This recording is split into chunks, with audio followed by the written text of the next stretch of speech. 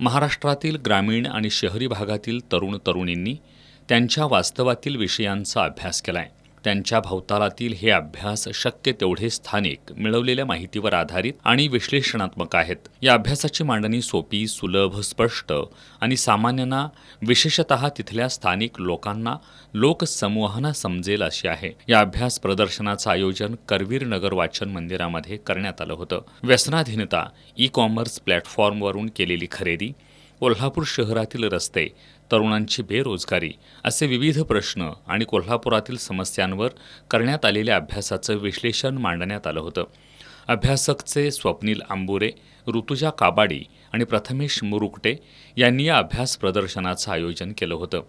समाज म्हणून आपलं सध्याचं ग्रामीण आणि शहरी वास्तव आपण पाहतोय, त्यातही सामाजिक, भौतिक, आर्थिक आणि राजकीय वास्तव फारच अस्वस्थ करणारं आहे.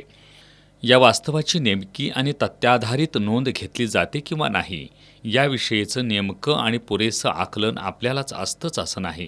त्यामुळे एकूणच भोवतालच्या घटक घटनांची, प्रक्रियांची आणि व्यवस्थांची जी काही समज असते ती बऱ्याचदा अपुरी किंवा वरवरची असते.